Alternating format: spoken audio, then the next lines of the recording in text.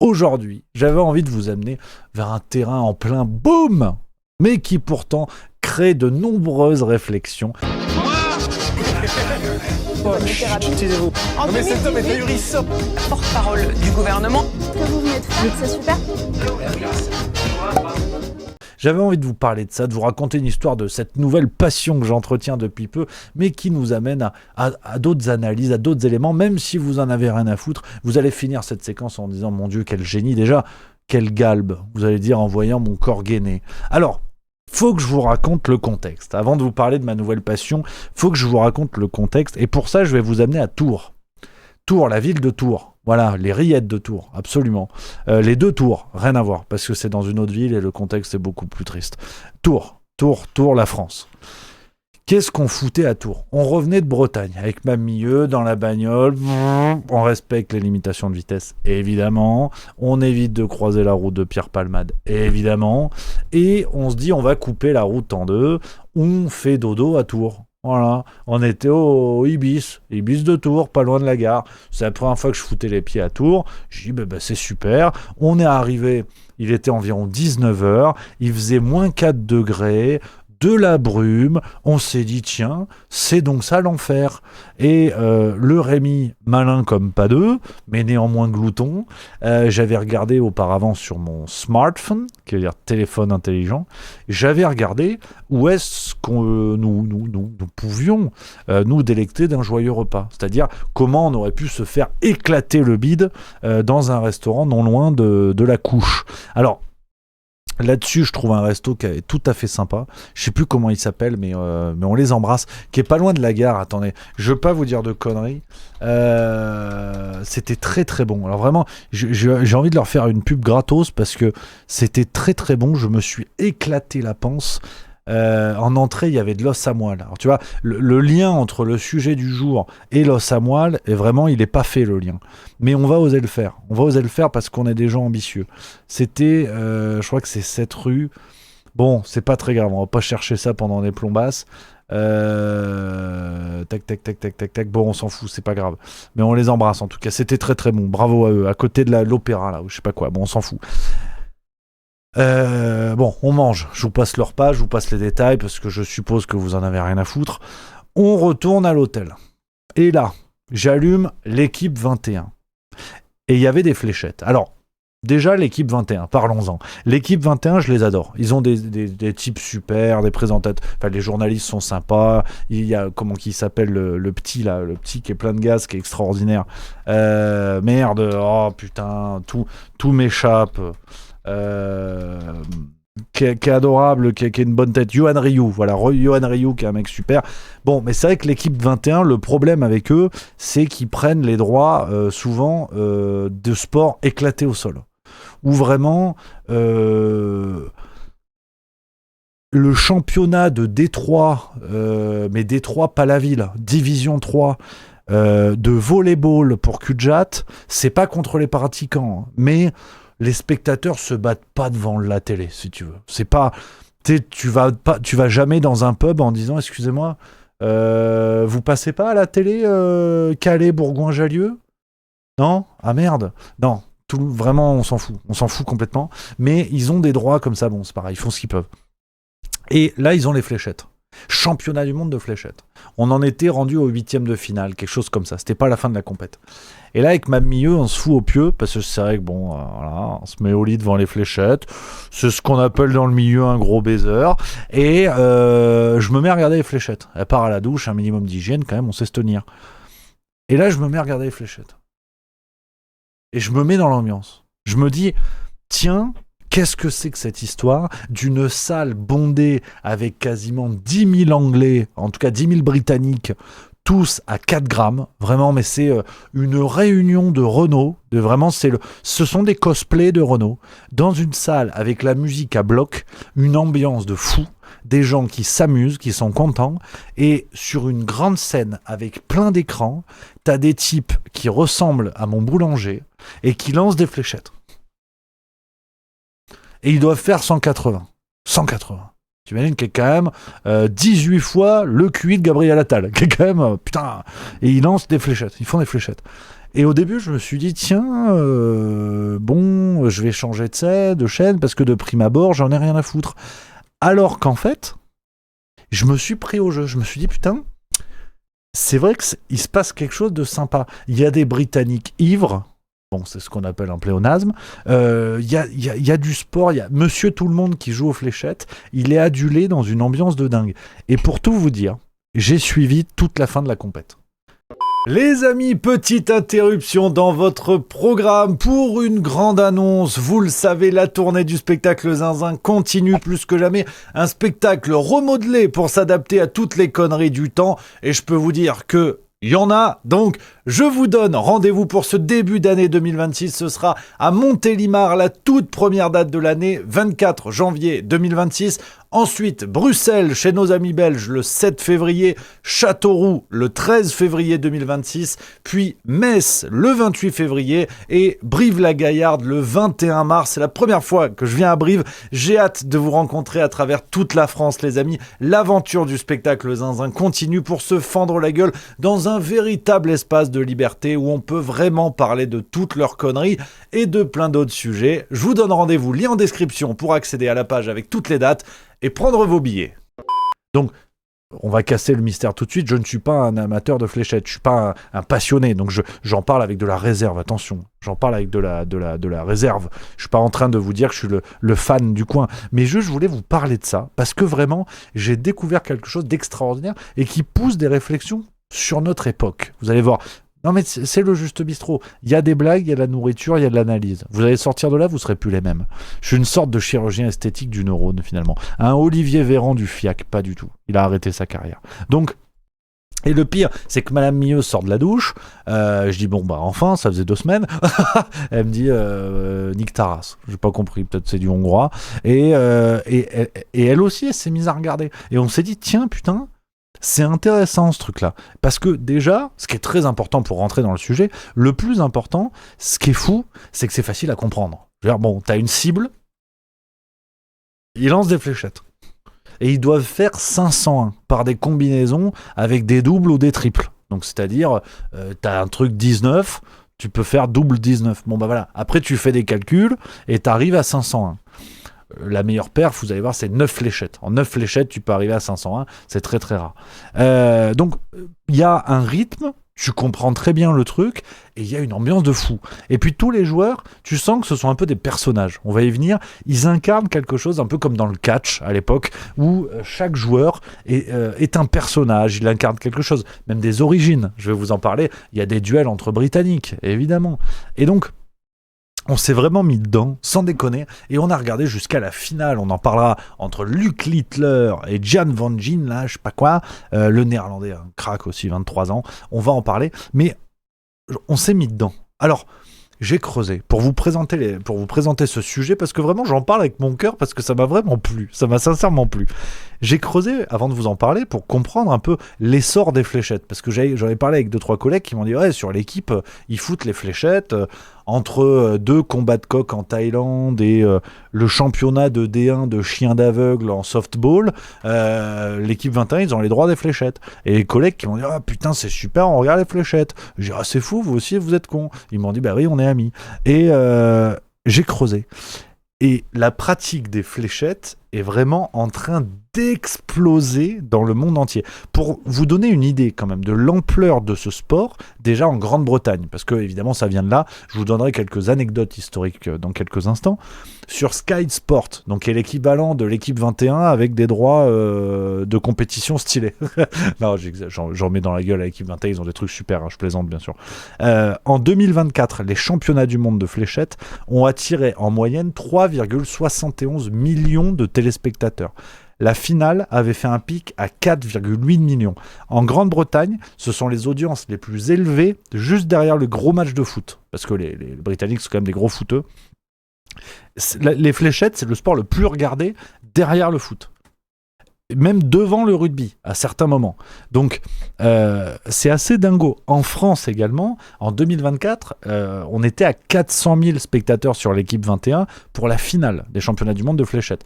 En 2025, c'était la 33e édition, et l'année dernière, c'était 32e. par ricochet. Donc, même en France, 400 000, en termes d'audience, c'est pas mal. C'est quand même 400 000 fois plus que l'émission de Laurent Ruquier sur T19. Donc, c'est quand même pas mal. Donc, pour vous dire à quel point les fléchettes, nous, en bon français, ça peut nous sembler un peu loin, et encore que, on est en plein essor de la pratique. Pour vous dire, le gagnant des championnats du monde en 2025, alors la compète, ce qui casse un peu les couilles quand même dans les fléchettes, la compète commence fin 2025, elle termine début 2026. C'est relou, mais c'est les Anglais, donc c'est pour ça qu'on peut pas les blairer. Donc, le gagnant des championnats du monde 2025-2026, il a remporté 1 million de livres. Pas pour la bibliothèque, vous en doutez. 1 million de livres, l'argent. Voilà, le pognon, comme on dit. L'année dernière, c'était 500 000 livres. C'est-à-dire que le gain a doublé d'une année à l'autre parce que le sport est en train d'exploser. Sky Sports, toujours donc le diffuseur en Grande-Bretagne, a acheté les droits de diffusion jusqu'en 2030, donc pour 4 ans, à 125 millions de livres. Pour vous donner un ordre de comparaison, la Première Ligue, qui est le championnat de football de première division en Angleterre, c'était 1 milliard de livres. Il y a 2 ans, je crois, ils ont re-signé les droits pour 4 ou 5 ans. Donc évidemment, c'est quasiment 10 fois plus, mais pour vous dire que c'est pas largué, ils sont pas loin derrière. Les fléchettes se développent à une vitesse folle, c'est que ça devient un sport de premier plan. Il y a même des histoires de dopage. Là, il faut qu'on s'arrête 2 minutes là-dessus. Cet article de l'équipe du 22 décembre 2025, un joueur britannique disqualifié du championnat du monde de fléchettes pour dopage. Voilà. Donc un certain Dom Taylor. Voilà. On l'embrasse. C'est vrai que se doper aux fléchettes, ça je l'avais pas vu venir. Vraiment, tu te dis, bon, faire tout comme un gros sport, il n'y a pas de problème, mais se doper aux fléchettes, faut pas déconner non plus. Parce que de l'EPO pour aller jouer au bowling, détends-toi, Big Lebowski ou quoi. Donc, bon, comme quoi, vraiment, on est sur un sport de première importance qui prend même les pires comportements. En France, la pratique des fléchettes est en train d'exploser. Pour vous dire, les championnats du monde dont je vous parle, voilà, j'étais à moitié tout nu dans mon dodo en regardant ça à l'hôtel ou à l'Ibis de Tours. J'embrasse évidemment l'Ibis de Tours. Et bien, à l'issue de ces championnats du monde, les ventes de cibles ont explosé en France. Vous avez des chiffres dans un article du Parisien du 9 janvier 2026. Je vais vous donner quelques éléments. Tac. On a quoi ? Ouais, c'est ça. Du côté du géant Decathlon, on confirme également une réelle augmentation des ventes de cibles. Le début d'année confirme un véritable changement de dimension pour les fléchettes. Nous observons cette dynamique dans presque toute l'Europe. Les consommateurs s'orientent clairement vers la pratique traditionnelle, même si la fléchette loisir reste très populaire. Cette tendance se traduit par une croissance à 2 chiffres par rapport à 2024, en France comme dans 90% de nos pays européens. Donc, je pensais qu'il y avait une donnée peut-être un petit peu plus précise, mais non, bon, ça augmente. Voilà, on nous dit que ça augmente. La pratique se développe un petit peu partout en France. Vous avez également cet article-là d'RMC Sport que je vous ai trouvé. Comment la France veut émerger dans le monde des fléchettes. Et il y a un événement qui s'est mis en place du côté de Caen, chez nos amis normands. Et clairement, l'objectif était de reprendre ce qui se faisait ce qui se fait en Grande-Bretagne. Regardez, 1 an plus tard, l'événement s'apprête donc à avoir lieu au Palais des Expos de Caen. Les quelques 12 000 m² sont aménagés pour accueillir les 1600 matchs du tournoi amateur, les 5000 spectateurs ainsi que la scène d'exhibition. Grâce au contact de Thibaut Tricol, on en parlera bientôt, on a ramené 3 joueurs anglais classés dans le top 20. C'est dingue de voir des joueurs de cette envergure sur un événement en France, sourit l'organisateur. Notre champion français, on en parlait il y a quelques instants, c'est un certain Thibaut Tricol qui était présent à la dernière édition des championnats du monde. On a BFM TV qui avait fait un petit reportage sur lui, si jamais, parce que nos régions ont du talent. On a un Français qui bricole en fléchette, regardez, c'est lui. Contrainte en fait qu'un athlète de haut niveau. Quand on voit l'ambiance qu'il y a dans les salles, notamment en Angleterre, etc., pendant les championnats du monde, je pense que ça plaît. En décembre dernier, les championnats du monde de fléchettes ont rassemblé pas moins de 18 millions de téléspectateurs. Ce buzz médiatique autour des fléchettes a poussé des milliers de Français à s'y mettre aussi. Alors comment les fléchettes sont-elles passées de ça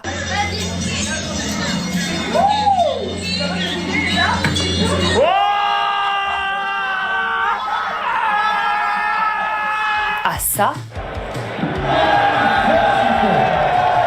Pour répondre à ces questions, j'ai rencontré le seul joueur de fléchettes professionnel de France. Quand on voit le physique des joueurs, je veux dire, tout le monde a sa chance. Et je suis aussi allée voir comment ça se passait dans le Voilà, donc vous pourrez regarder, je vous mets le document en source si vous voulez regarder un peu plus longuement ce reportage de BFM TV, mais on a une vraie tendance. On avance là-dessus parce que je pense vraiment que ça veut dire quelque chose et je voulais vous partager ces réflexions dans quelques minutes. Mais pour comprendre l'engouement et l'ambiance de folie, parce que là, je sais ce que tu te dis, Dimitri. Il y en a certains d'entre vous qui se disent « Attends, Rémi, qu'est-ce que c'est que cette histoire ? On est vraiment là, à l'heure actuelle, de parler de fléchettes. Qu'est-ce que c'est que cette histoire ?» Mais c'est ça le Juste Bistrot. Si vous comprenez pas pourquoi on parle de ça, vous êtes au bon endroit. Vous êtes au bon endroit parce que parfois, il faut parler d'autre chose. Hein. Écoutez, donc c'est un truc de dingue. Et pour vous montrer l'ambiance du truc, donc championnat du monde, il y a une compilation des entrées des joueurs. Parce que je vous le disais, ça reprend vraiment les codes du foot dans les grands stades, du rugby avec des grosses ambiances. Et chaque joueur est un personnage. Comme je vous disais, un joueur qui incarne quelque chose. Regardez l'ambiance pour les entrées des joueurs. Alors, c'est très britannique, hein, soyons clairs, mais ça fout quand même les frissons et tu te dis, ah ouais, 6 000, 7 000, 8 000 spectateurs dans des endroits comme ça, c'est plus un sport confidentiel de bistrot.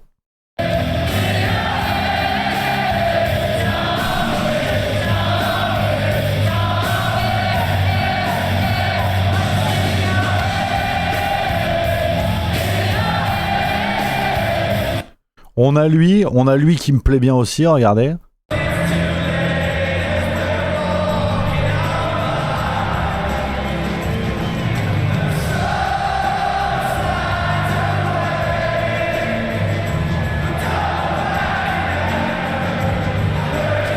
Regardez cette folie, quoi, cette véritable folie. Alors, une ambiance de dingue, effectivement, qui rappelle un peu plus les entrées des catcheurs, des boxeurs.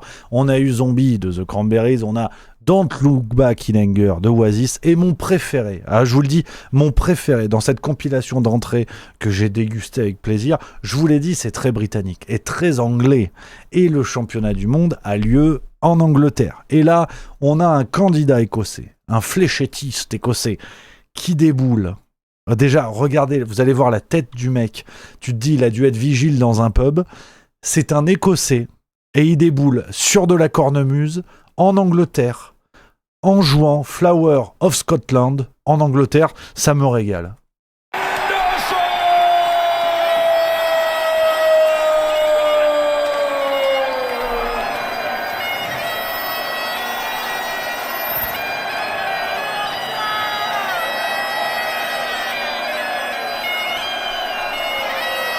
Voilà. Le mec doit faire 150 bars, débouler sur du Flower of Scotland avec la légère hostilité entre Écossais et Anglais. C'est du miel.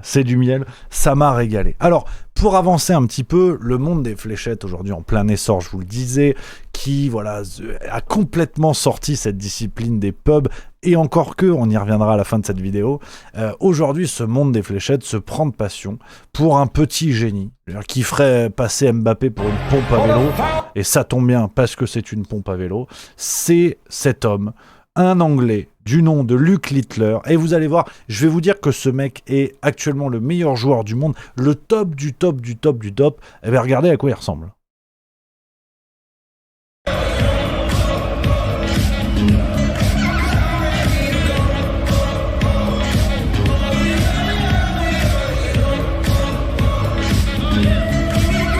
Voilà. Et encore plus surprenant, il a 18 ans. Ce que vous venez de voir, l'homme que vous venez de voir a 18 ans, 3 fois champion du monde désormais. Et c'est vraiment un crack absolu. Il est né le 21 janvier 2007. Alors, Luke Littler, attention, voilà, Littler, rien à voir avec l'homme qui a révolutionné l'histoire de la moustache. Ça s'écrit L-I-T-L-E-R. Voilà, je ne veux pas de blague à ce niveau-là. Luke Littler, né le 21 janvier 2007, première participation championnat du monde 2024. Il est alors 164e mondial et il élimine en demi-finale le champion du monde en titre, Rob Cross. Il perd finalement en finale contre un certain Luke Humphries, là encore en anglais. Ensuite, champion du monde en 2025, champion du monde cette année, donc là, tout début 2026, face au néerlandais Jan van Veen, 23 ans, qui est un autre crack. Et Luc Littler, c'est le champion sportif comme on aime. C'est un mec qui est grande gueule, qui branche, qui est provocateur. Il y a eu une polémique cette année dans les championnats du monde parce que sur un match, le public l'avait un peu trop sifflé. Et Luc Littler avait déclaré, regardez, ce sont eux qui ont payé les billets et qui financent en grande partie nos prize money. Alors non, je ne regrette rien.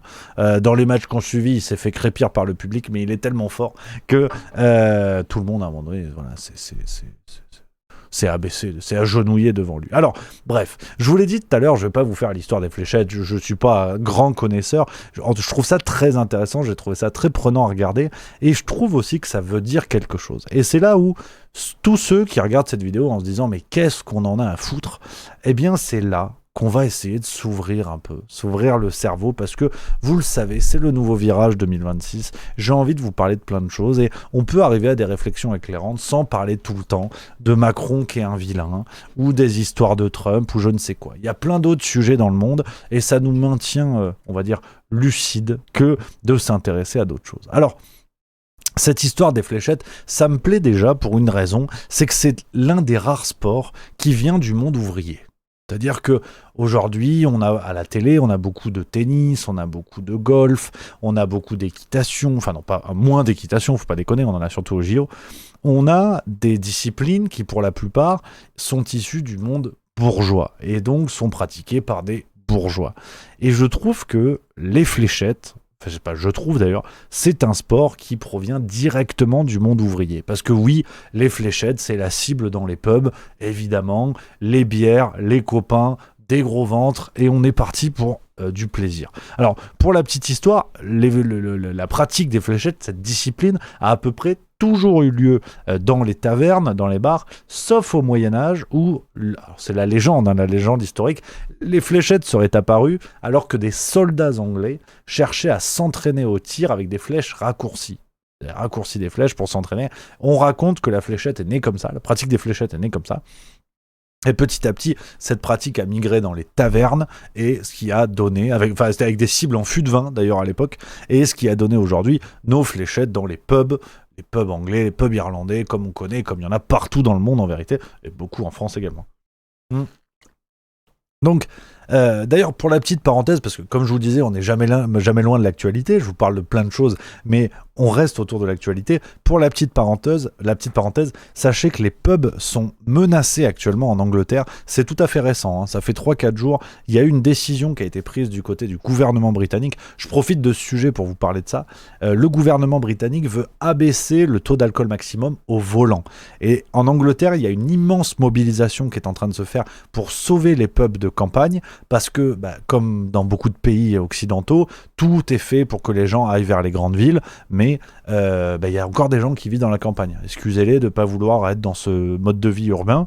Et pour les gens qui habitent à la campagne, aller au pub, souvent, ça veut dire prendre la voiture. Donc, c'est évidemment pas une raison pour se marbrer la gueule, mais si vous dites à ces gens-là, on baisse les taux d'alcoolémie, de fait, ça va entraîner moins de fréquentation dans les pubs.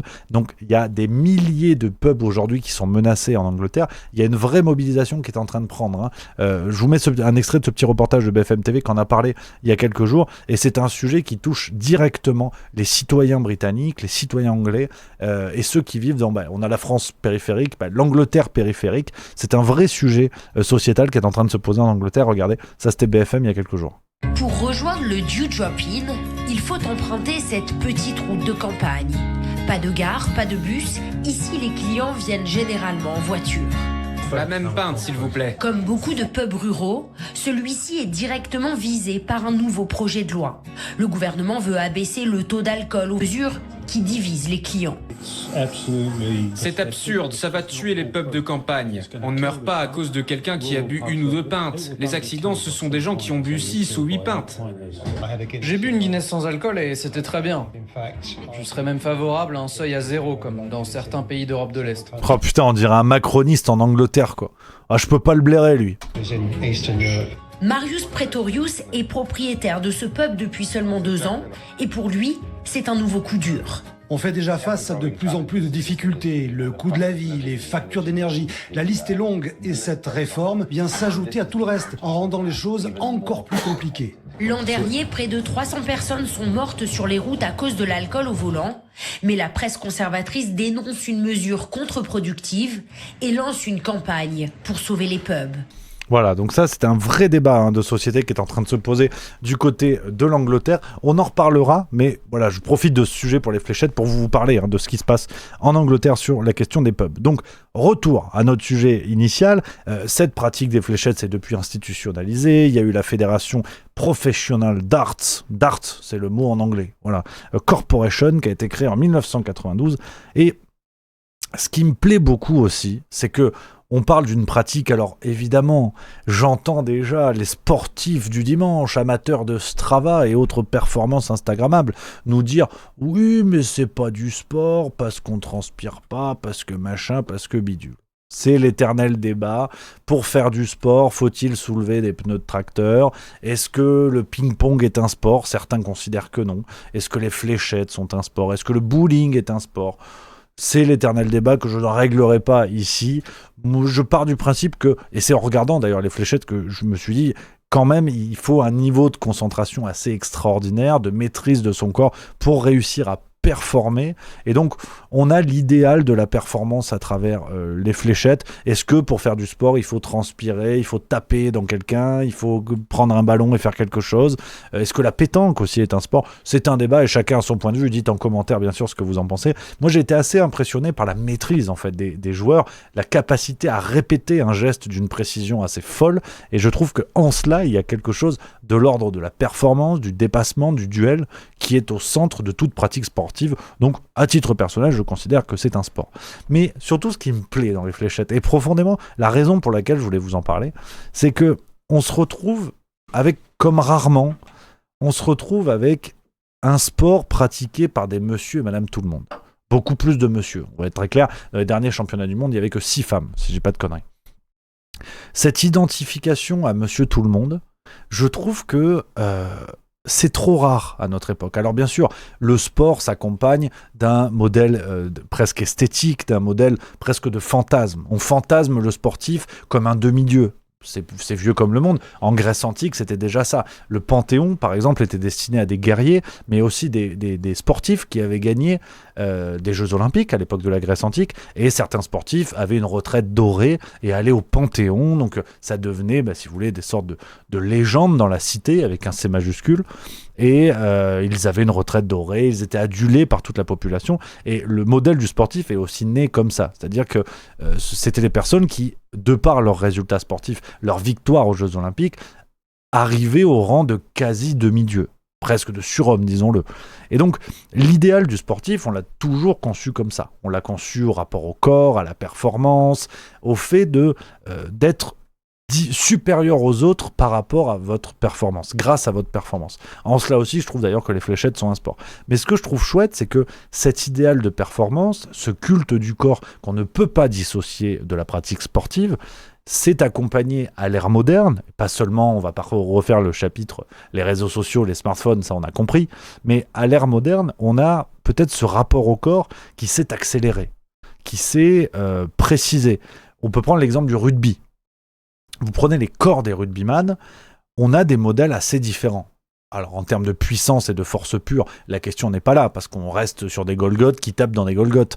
Mais regardez un match de rugby des années même 2000, au début des années 2000, vous avez des physiques qui n'ont rien à voir avec les mecs d'aujourd'hui. Vous comparez feu Christophe Dominici, on a une pensée pour lui évidemment, et Antoine Dupont, vous avez deux physiques qui ne sont vraiment pas les mêmes. Et globalement, on a vu une évolution du corps, où aujourd'hui on a un corps plus esthétique. Alors, est-ce qu'il est rendu esthétique par une augmentation de la performance, en tout cas de la recherche de performance, une optimisation des méthodes de musculation, de préparation du corps à la performance, mais vous pouvez prendre le foot aussi de manière plus populaire. Le foot, on a vu une évolution des physiques, une évolution des gabarits. Et je trouve que de plus en plus, la question du rapport au corps s'est immiscée dans le sport et a pris la place de la question déjà du bien-être, qui est une question très importante dans le sport. On peut aussi faire du sport pour se sentir bien. Il n'y a pas besoin d'être Usain Bolt. Vous pouvez mettre votre short et aller courir le dimanche matin, et c'est très bien comme ça. La question du bien-être en premier lieu, la question de la performance est devenue assez pénible. Aujourd'hui, on se compare sur les applications, il faut être meilleur que le voisin, alors que les deux, on est des tanches et qu'on ne sait pas mettre un pied devant l'autre, mais la performance est rentrée dans le quotidien de monsieur et madame tout le monde. Et puis le rapport au corps. Évidemment, je ne vous fais pas un dessin là-dessus, un rapport au corps qui pourrit les jeunes générations, où on voit maintenant des adolescents dont le corps n'a pas fini de croître, on voit déjà ces jeunes-là dans les salles de musculation. Bref. Donc, ce que j'aime profondément, mais sans déconner, avec les fléchettes, c'est que on revient à un sport de monsieur et madame tout le monde. C'est qu'on peut s'identifier à ces sportifs sans pour autant chercher à se changer, chercher à leur ressembler, donc à changer notre identité à nous.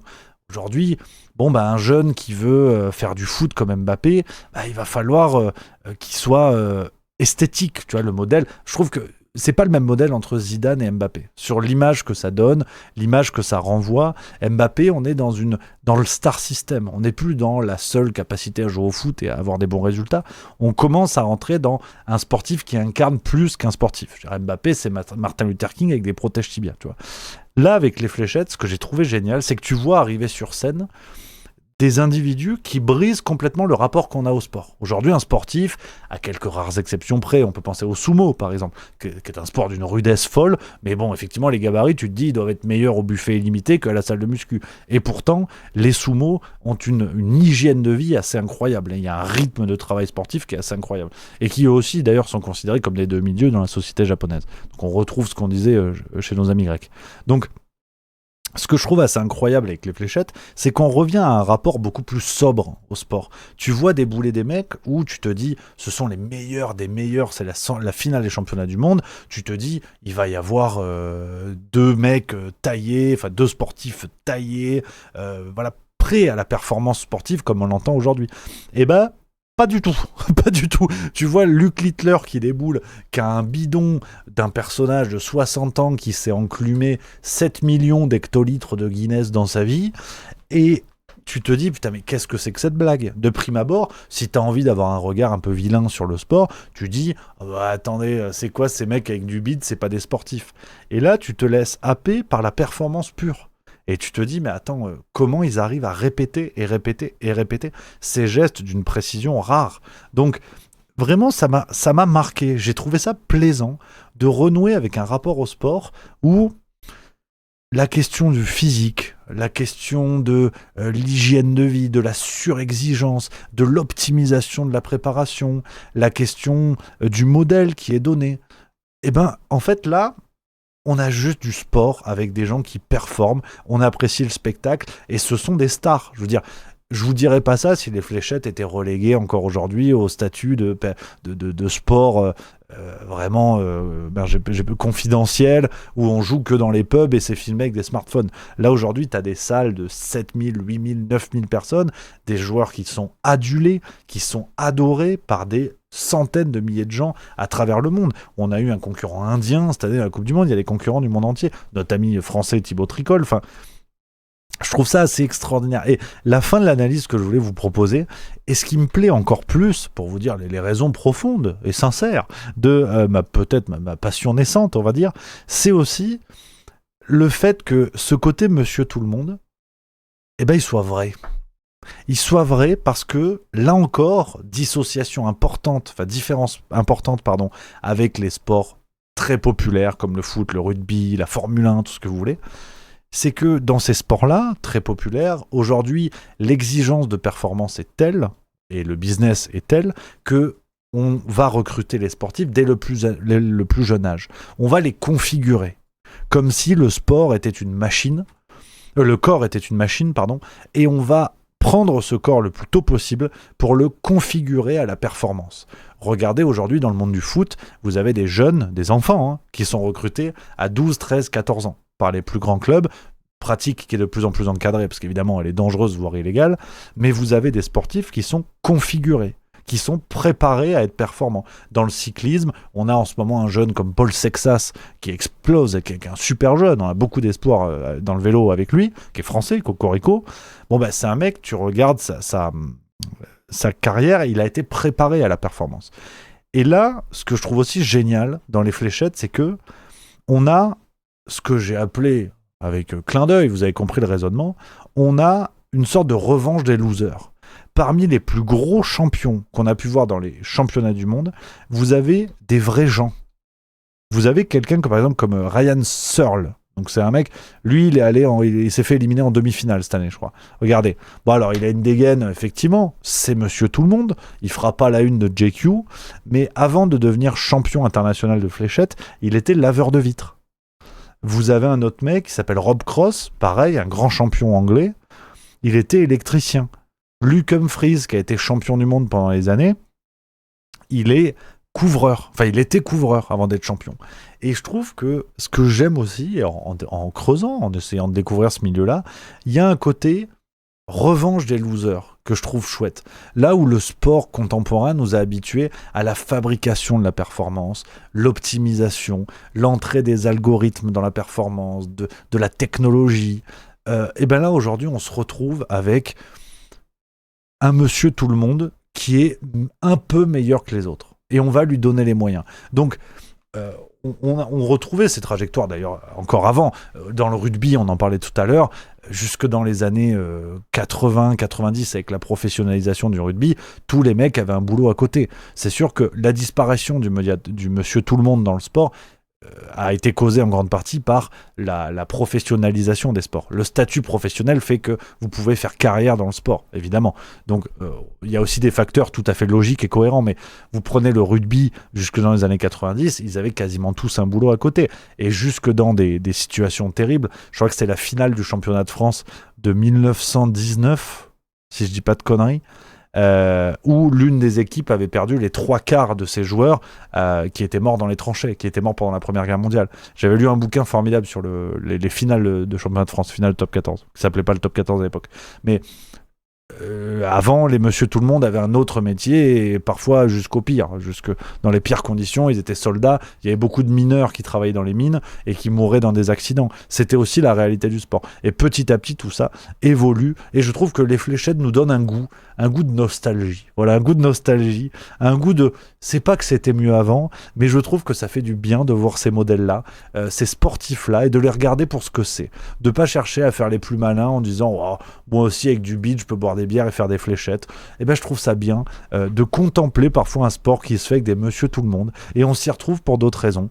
On apprécie pour d'autres raisons, et si on commence à avoir une petite détestation de notre monde contemporain où tout rime avec le pognon, tout rime avec la surperformance, avec la surévaluation, avec la nécessité de répondre à des cadres esthétiques, à des canons esthétiques, des canons de performance, et ben les fléchettes nous envoient un petit message que j'ai trouvé sympa, que j'ai apprécié et que je voulais vous partager. Voilà, j'espère que ça vous a intéressé, dites-moi en commentaire ce que vous en pensez, les copains.